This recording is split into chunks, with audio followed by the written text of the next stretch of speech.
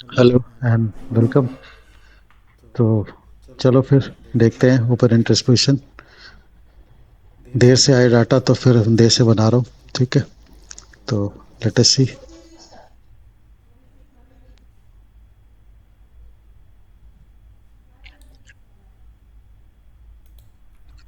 Client ने क्या किया है हमारे।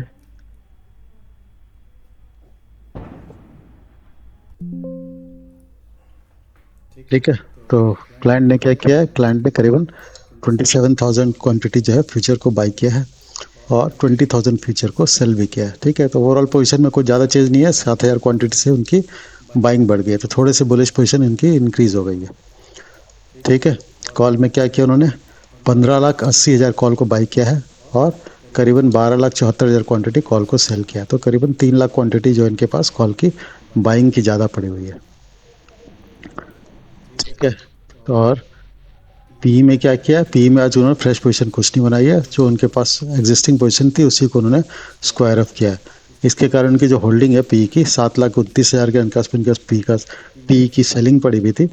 अब वो बढ़ करके करीबन 10,17,000 के आसपास हो गई है। ठीक है, तो यहाँ पे भी वो थोड़े से बुलिश हो गए। तो ओवरऑल देखा है तो इनकी पूरी पूरी इनका जो ट्रेडिंग आज इन्होंने की है वो पूरा पूरा बुलिशनेस कल को अच्छे मार्केट को सोच रहे हैं कि मार्केट अच्छा खासा फॉल हो चुका है तो कल एक बाउंस बैक आ सकता है।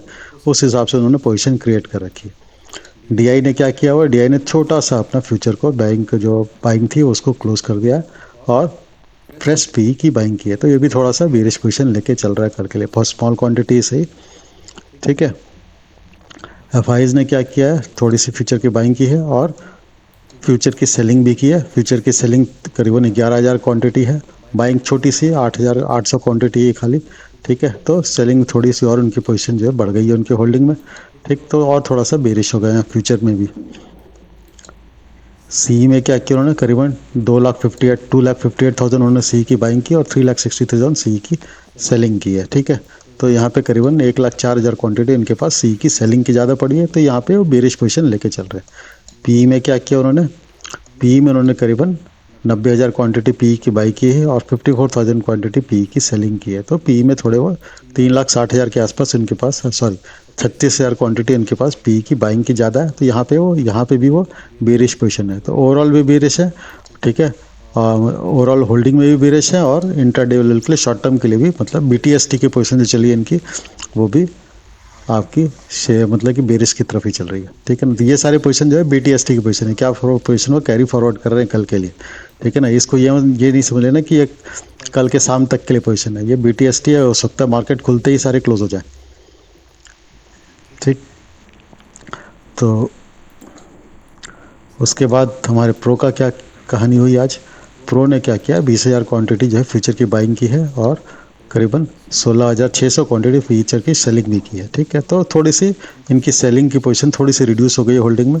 ठीक है ना, 2,34,000 से करीबन, सॉरी 23,23,000 से केवल 20,000 रह गई है। ठीक है ना, करीबन 3,000 क्वांटिटी जो है रिड्यूस हो गई। तो बहुत ज़्यादा चेंज नहीं है। ठीक है, होल्डिंग इनकी अभी तक ओवरऑल निगेटिव ही है। ठीक है, शॉर्ट टर्म के लिए हो सकता है थोड़ा सा उन्होंने पोजीशन बना लिया हो।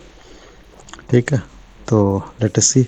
और सी में उन्होंने करीबन देख लो अच्छी खासी क्वांटिटी 8,95,000 सी की बाइंग की थी और 10,99,000 मतलब 11 लाख के आसपास उन्होंने 11 लाख क्वांटिटीज जो है कॉन्ट्रैक्ट जो है फ्यूचर की उन्होंने सेल किया हुआ है। तो करीबन 2 लाख क्वांटिटी जो है ना, 2 लाख क्वांटिटीज इनकी फ्यूचर की सेलिंग की इनके पास ज़्यादा है। तो अच्छे खासे बेरिश पोजीशन क्रिएट करके जा रहे हैं।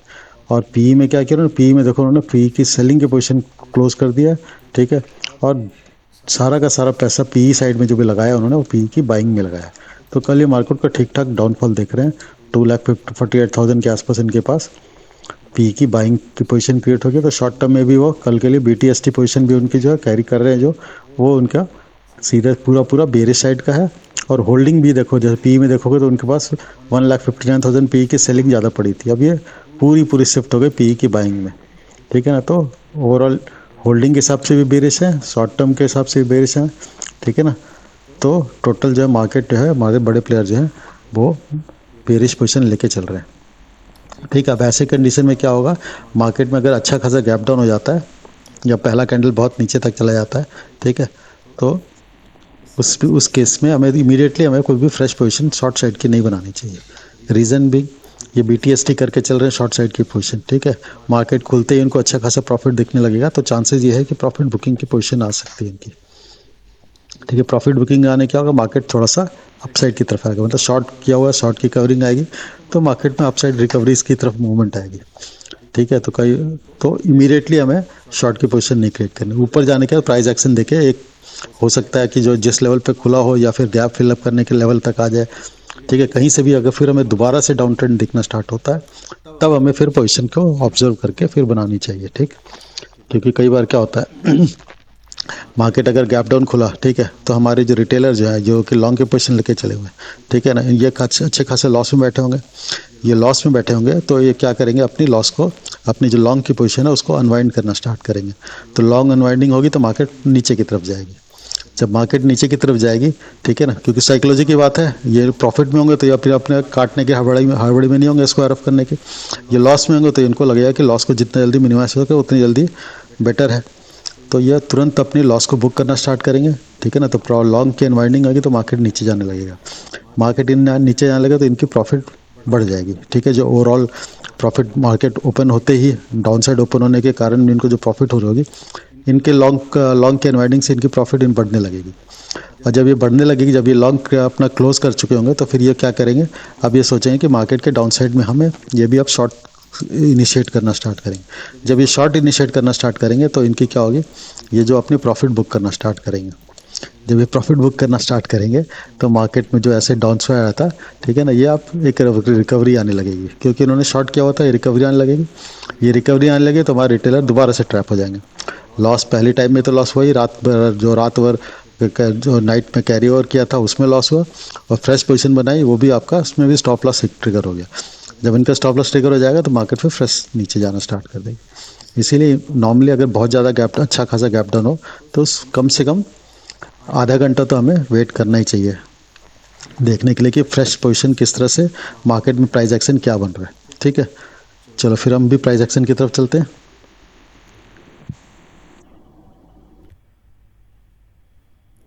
ठीक है। तो स्टार्ट करते हैं निफ्टी के डेली के चार्ट से।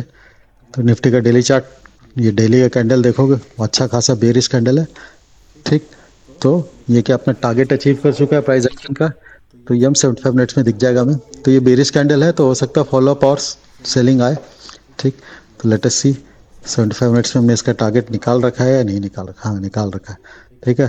तो अभी 100% से थोड़ा दूर है, ठीक।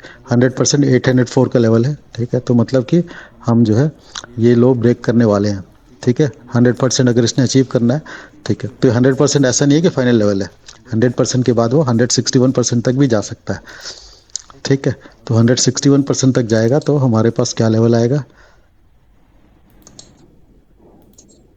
हमारे पास 23,483 का लेवल आएगा, ठीक है, जो कि यहाँ से और करीबन 400 पॉइंट नीचे है, ठीक।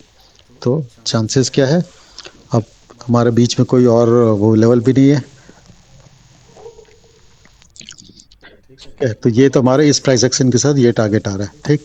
और यहाँ पे हमारा 50% का लेवल जो है, मतलब ओवरऑल जो हाई लगा था और जुलाई 4 का इलेक्शन के बाद वाले दिन का, रिजल्ट के दिन के बाद जो लो था, उसका 50% का लेवल हमारा 23,650 के आसपास है।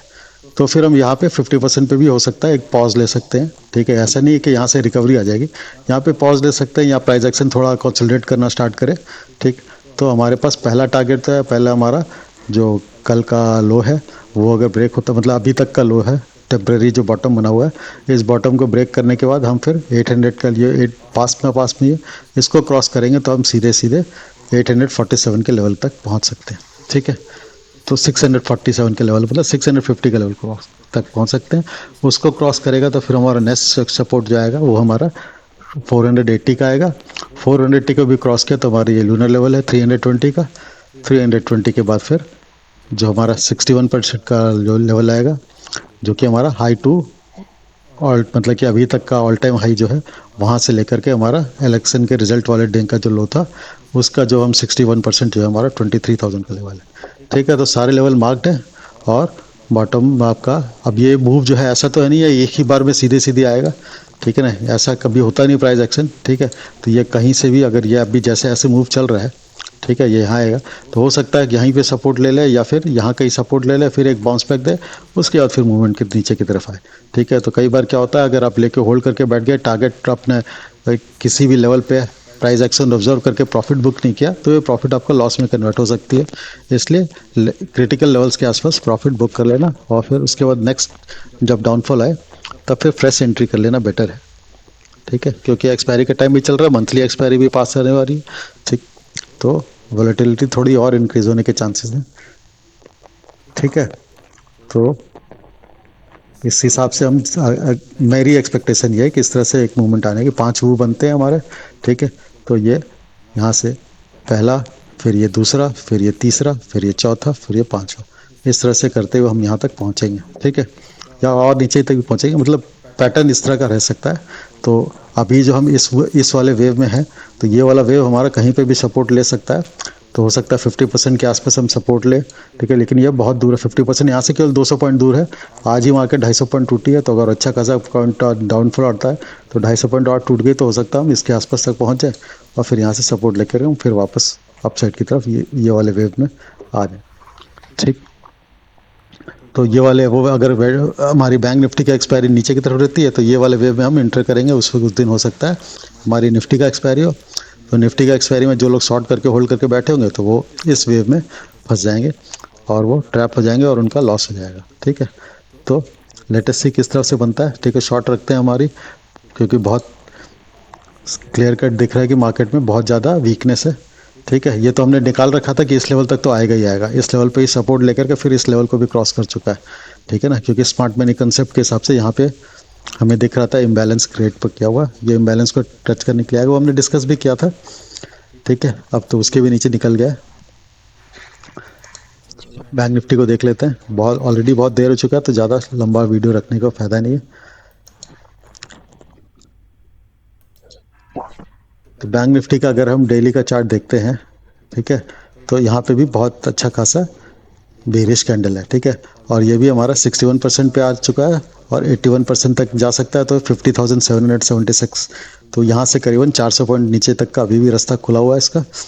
ठीक है, और फिर अब 75 मिनट्स में फर्दर डाउन के लेवल जो है, अब 75 मिनट्स में देखते हैं कहाँ तक पहुँच रहा है। ये लेवल जो हमने निकाल रखा है, ये हमारा हाई से लेकर इस प्राइस एक्शन के हिसाब से, मतलब ये अगर हमारा क्या बोलते हैं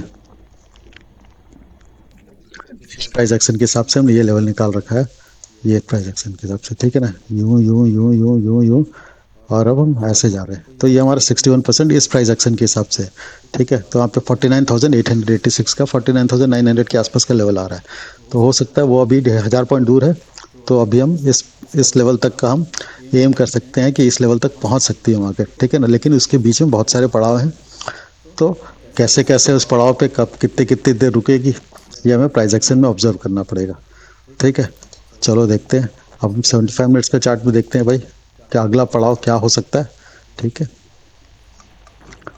61% के आसपास के नीचे क्लोज आ चुके हैं, तो हमारा पहला पड़ाव तो यही हो सकता है कि हम 81% जो है 50,776, यहाँ से करीबन 400 पॉइंट नीचे।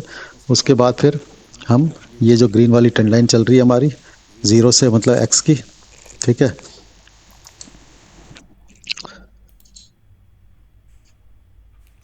नहीं बना रहा, तो इस ट्रेंड लाइन को ब्रेक कर चुके हैं, अब इस वाली ट्रेंड लाइन तक आ सकते हैं। ठीक, तो ये ट्रेंड लाइन हमारी जो है डे के चार्ट में देखोगे, ट्रेंड लाइन हमारी जो डाउन अभी आया था नीचे, उसका जो बॉटम पॉइंट था, उससे फिर ये वाली एक फॉल जो आई थी उसका बॉटम पॉइंट, इन दोनों को टच करके बनाया हुआ है।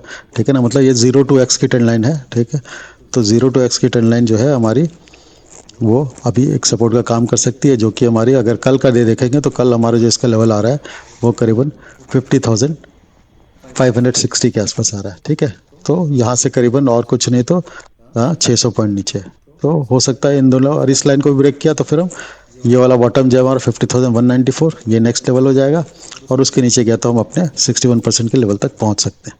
ठीक है, तो ये डाउन साइड का लेवल इस तरह से दिख रहा है हमें। ठीक, ये हमारे लेवल्स है जहाँ पे हम सपोर्ट ले सकते हैं, तो किसी भी लेवल से ऐसा जरूरी नहीं है कि हम ये जो लेवल निकाल रखे वहाँ तक सीधे सीधे मूव कर जाए। ठीक है, प्राइस एक्शन इस तरह से होती नहीं है। प्राइस एक्शन में हमेशा जो है क्या बोलते हैं, एक मूव मतलब कि इस तरह का मूव होता है, मतलब डाउन साइड, फिर स्टेप वाइज ही चलते हैं प्राइस एक्शन, ठीक है ना। स्ट्रेट फॉल बहुत रेयरली आता है, ठीक। इस तरह का डिस्ट्री स्ट्रेट स्ट्रेट फॉल जो वर्टिकल फॉल जो है बहुत रेयरली आता है, ठीक है। तो जैसे यहाँ पे भी देखोगे तो हमारी प्राइस एक्शन जो है वो इस तरह से ही बनी थी, ठीक है। उसके बाद ऐसे है, अब मैं से है, ठीक है। तो इस वाले प्राइस एक्शन का अगर हम टारगेट निकालना चाहें, ठीक है, तो क्या आएगा वो भी देख लेते हैं। हो सकता है हम उसको अचीव कर चुके हो या उसमें थोड़ा सा बचा हो, तो हो सकता है हमें वो एक लेवल मिल जाए, शॉर्ट टर्म सपोर्ट का लेवल मिल जाए, ठीक है। ये रहा, ठीक है। तो इसका 100% हम क्लोज का ऑफ कर चुके हैं, मतलब क्रॉस कर चुके हैं, उसके नीचे क्लोजिंग भी आ चुकी है, क्लोजिंग आ चुकी है। और जो इसका जो 161.8% का लेवल है वो एग्जैक्टली हमारा इस ट्रेंड लाइन पे है, जो कि 50,700 के आसपास, 500 के आसपास है। तो यहाँ से करीबन 600 पॉइंट की अभी नीचे की साइड की हमें डाउनफॉल दिख रही है, ठीक है। और नहीं तो फिर हमें इमीडिएटली इसी ये जो हमारी आई आज फाउल हुआ है, आज जो लेवल आ गया, ठीक है ना, 100% या इस लेवल से हमें कहीं से बाउंस बैक करके वापस आना चाहिए ऊपर।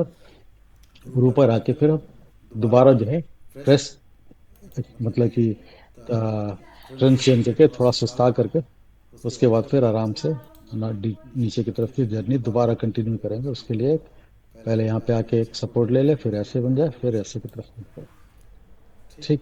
तो अब ओवरऑल ट्रेंड निगेटिव ही है, ठीक है, लेकिन बाउंस बैक में ऐसा ना हो फंस करके अपने लॉस क्रिएट कर लें, मतलब कि स्टॉप लॉस हिट करा दें।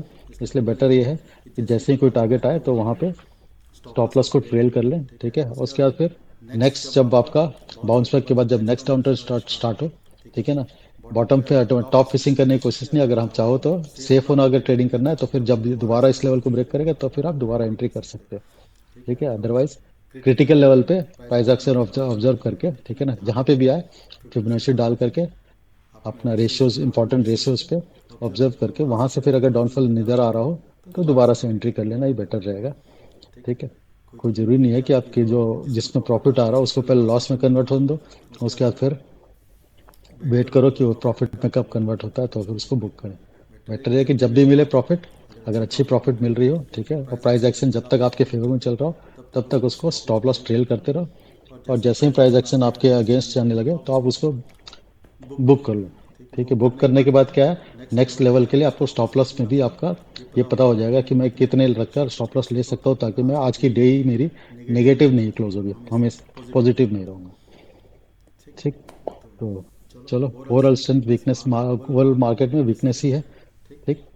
तो बस ये ध्यान रखना है किसी अपसाइड वाले बाउंस में फंस करके अपना जो प्रॉफिट वाला पोजीशन को लॉस में मत कन्वर्ट होने देना। इसलिए मैं सारे लेवल्स आपको दे रहा हूँ, ठीक है, कि हर बाउंस पे आप अपनी प्रॉफिट बुक करके पहले बाहर हो जाओ, और फिर वो जब दोबारा डायरेक्शन में ट्रेड आने लगे डाउन साइड के, तब फिर आप एंट्री कर लो। चलो फिर क्लोज करते हैं।